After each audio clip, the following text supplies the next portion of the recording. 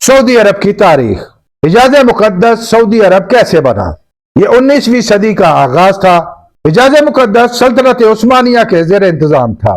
Europe को सल्तनत उस्मानिया का अरूज एक आंख न पाता था, लिहाजा खिलाफत उस्मानिया के खिलाफ आलमी साजिशों का आगाज हुआ। पहली आलमी जंग खिलाफत उस्मानिया के खात्मे के लिए ही बपा की गई। लारस ऑफ अरेबिया को खुसूसी मिशन देकर भेजा गया। लारस ने एक तरफ अरबी और अजमी के माबैन इख्तिलाफात को फरोग दिया, जबकि दूसरी तरफ तुर्कों को तुर्क बर्तरी की बुनियाद पर खड़ा किया। दोनों तरफ तासुब की आग भड़काई गई।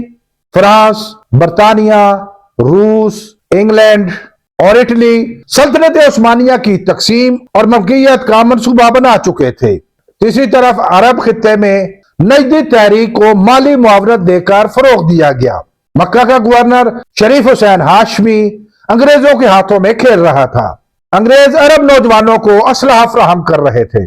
फिर 1916 में शरीफ हुसैन के बेटों ने तुर्क फौज के खिलाफ मुसल्लह बगावत कर दी। फौजी दस्तों पर हमले शुरू हो गए।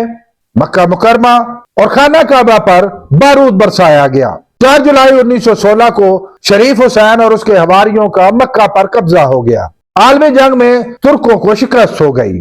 तमाम अरब खित्ता यूरोपीय ममालिक में बांट दिया गया। मदीना पर भी नजदियों ने कब्जा कर लिया। यूरोपीय ममालिक ने एक नई रियासत बना डाली। इस नई रियासत का नाम किंगडम ऑफ सऊदी अरेबिया रखा गया। 1932 को हुकूमत आले सऊद के हवाले कर दी।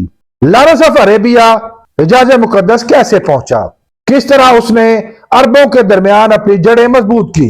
सल्तनत उस्मानिया के अंदर से किस किस ने गद्दार का किरदार अदा किया? और नजदी तहरीक के पीछे कौन कौन से ममालिक थे? ये सब जानने के लिए हमारी नीचे दी गई मुकम्मल वीडियो जरूर देखिए।